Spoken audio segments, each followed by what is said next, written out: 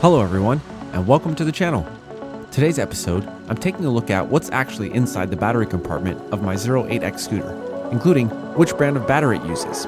But before we do that, I have some modifications to make. Anyone watching this video who hasn't subscribed to the channel already, I just wanted to take this time to ask you to go ahead and do that. So click that button and let's get started. Now, since I've done so many other customizations to the scooter, I kind of wanted to rebrand it. I've pretty much made it my own, and so I thought it would be appropriate if I renamed it. And so this, I'm going to do a little tribute to the channel here, and so I just abbreviated the channel name, and I'm going to put that in place of the 08X logo.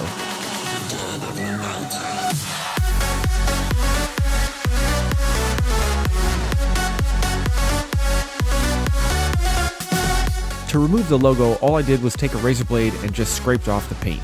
You're going to see here it kind of stained the deck, but it's not really that important. I just had to make sure that I got the surface layer off so that it was flat and smooth.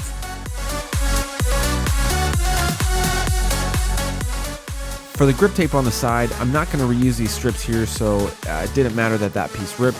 I'm going to put on some brand new pieces once I'm finished. To get to the battery compartment, there's just a couple of screws on each side, and then it just slides right out.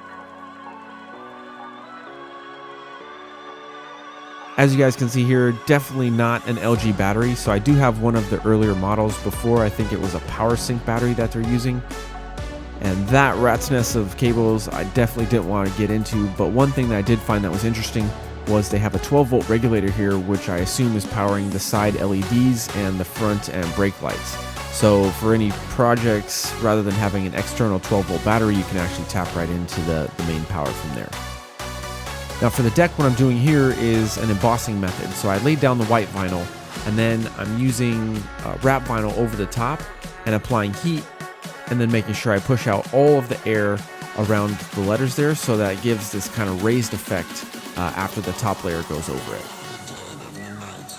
Now just cleaning up the sides and making sure that I cut out where the screws need to go back so that they'll fit in there nice and tight. The final step here is just screwing everything back down and then putting on the new pieces of grip tape.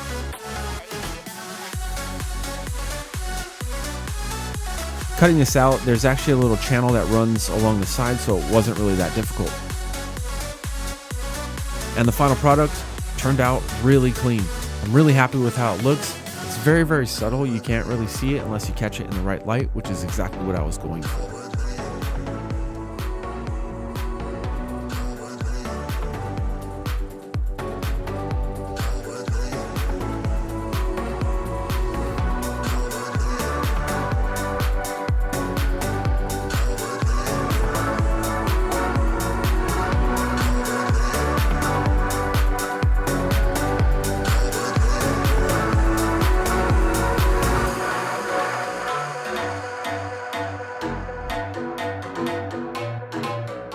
Thanks everyone for watching. That's going to do it for today's episode. If you have any questions or comments, please make sure you leave them down below. And as always, I'll see you guys next time.